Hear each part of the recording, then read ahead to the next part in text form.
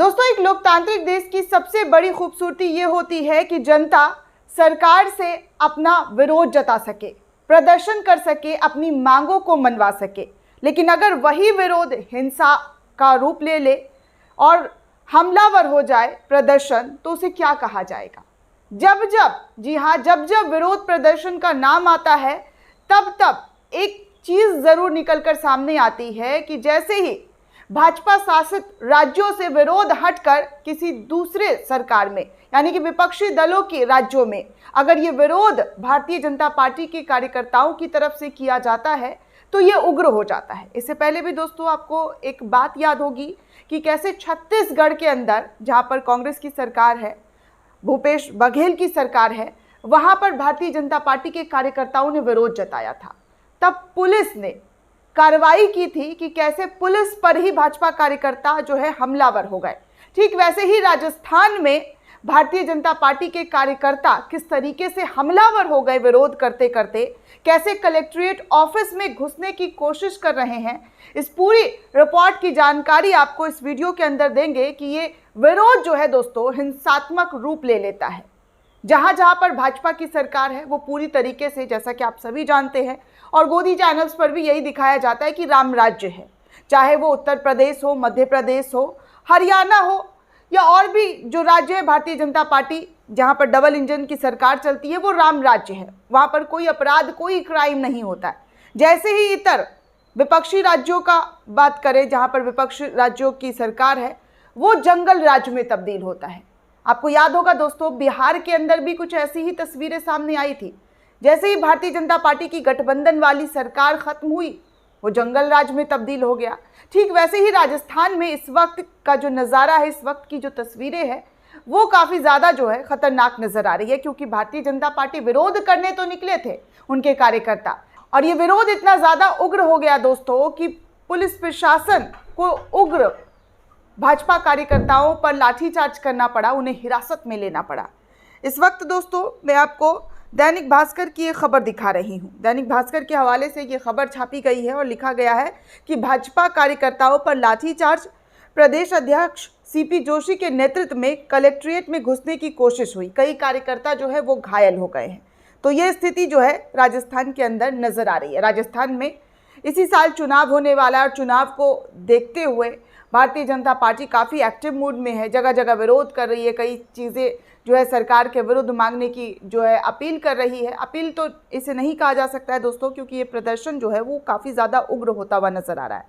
इस पूरी खबर में क्या लिखा हुआ है वो मैं आपको थोड़ा सा जानकारी दे दूं कि आखिर मामला क्या है। दोस्तों, राजस्थान के राजसमंद में जन आक्रोश रैली जो है भाजपा कार्यकर्ताओं की तरफ से निकाला गया।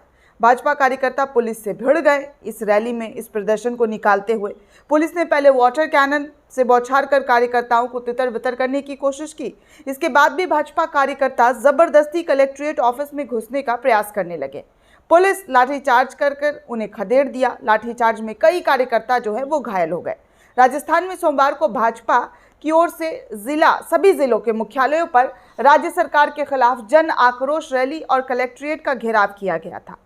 राजसमंद के कांकरौली पुराने बस स्टैंड परिसर में दोपहर 12 बजे से 2:30 बजे तक ये जन आक्रोश सभा हुई भारतीय जनता पार्टी की। कल सभा में बीजेपी प्रदेश अध्यक्ष सीपी जोशी, सांसद दिया कुमारी, विधायक दीप्ति महेश्वरी, कुंभलगढ़ विधायक सुरेंद्र सिंह राठौर और अन्य पदाधिकारियों ने सभा को संबोधित किया।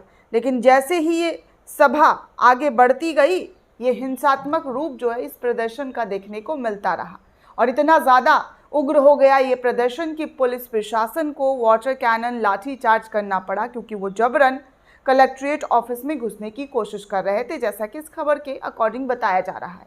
अब देखिए दोस्तों, जैसा कि मैंने आपको पहले भी कहा, लोकतांत्रिक देश में अपनी आवाज़ रख सकते हैं, लेकिन अपनी आवाज़ को ऐसे ना रखें जिससे कि विरोध हो जाए, हिंसा हो जाए।